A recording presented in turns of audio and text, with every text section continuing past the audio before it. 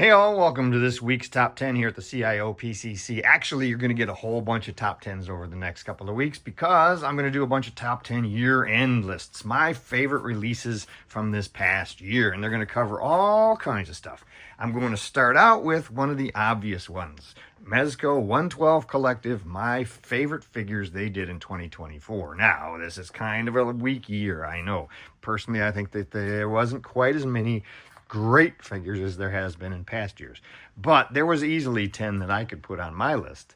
And I'm going to start with one that is DC. It is the only DC figure on my list, though, this year. Like I said, there were some things that I think were a little weak. And their releases in the DC area was one of those. But I am putting their Robert Pattinson, the Batman, at the number 10 spot. I like this movie a lot. I thought he did a great job. I liked the darker tone, and it fed in so well into the Penguin TV show. So I'm looking forward to seeing more of this universe as we go forward. And they did a nice job with this release. And they did it justice. Number 9 is one of only 2 Marvel figures that are going to be in the list. Green Goblin. Nice Silver Age feel to this figure. The included glider works really well. You can actually stand him on it. And he's really fun with the rest of the Spider-Man. So, nice release. We don't get enough villains. So I'm glad we got him. Number 8 is kind of a follow-up to their number 1 that I picked previously. This year they did the Void Cadet with his red eyes. What a great figure.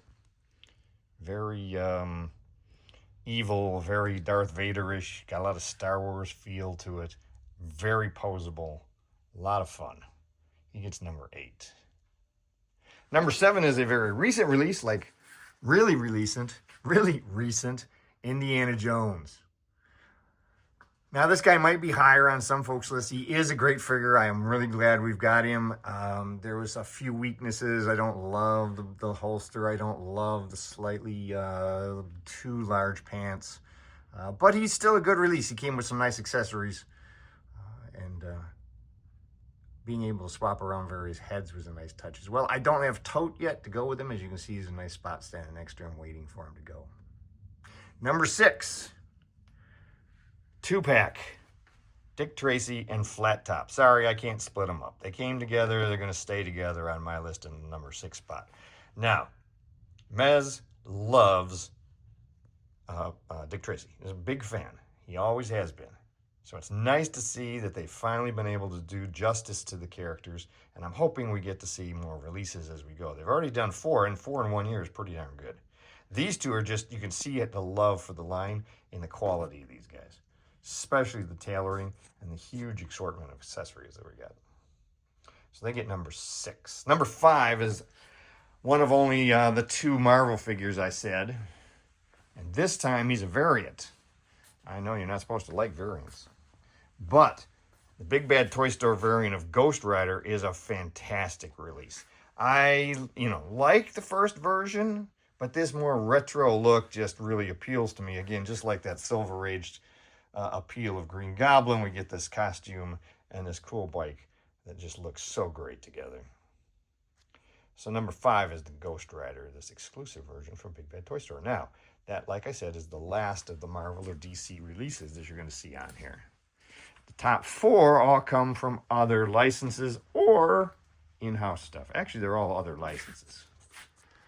So we have the Mask in the number 4 spot. See, one of the things I love about 112 Collective is, unlike other companies like Hot Toys and Sideshow that have gone and lost their way, I think. They have gotten so caught up in DC, Marvel, and Star Wars that they've forgotten all these really other cool licenses out there. The 112 Collective, we still get really neat stuff like the Mask. And this is going to be my number 4. Number 3 is another example of that. King Conan down here. What a regal look for this guy compared to his other releases. This is the 4th one they've done now in the Conan series. Great stuff. But this one really has the shelf presence. He gets number 3. And when you get in the top 3, you're talking some really great stuff. Now, number 2 is probably going to be number 1 on a lot of people's lists. that would be Teenage Mutant Ninja Turtles. They actually released them twice this year. We got the more comic book look, and we got the more cartoon look. Which one do you prefer? For me, it varies from day to day. Some days I prefer the cartoon look more. Some days I prefer the comic look more. For today, in my number 2 spot, I'm going with the cartoon look. These are some really fun figures. The articulation is terrific. And you get a ton of accessories with them. So come back and ask me tomorrow, and I'll probably like these guys more. Hey, I never said I don't flip-flop. But my number 1, maybe because of some recency, I don't know, but it is Junkyard Joe. Now, this is, again, he was a comic book character. He's sort of like cousins, the other comic book character that we're seeing on Creature Commandos right now, G.I. Robot.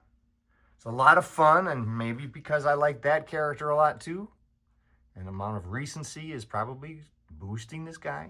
I can tell you it's also because he reminds me of my 12-inch G.I. Joe figures I had when I was a kid. So there's a lot of reasons why this guy made it to the top that are probably pretty personal to me. But that's my number 1. Junkyard Joe. Let me know what your top 10 are. That 112 Collective on the releases out of 2024. And prep for some more top 10 lists, because that's what we're going to be doing over the next at least a couple of weeks, if not longer, going through all my different top 10s of things from this last year. Make sure you subscribe, and until Wednesday when we do another top 10, you have a great collecting week.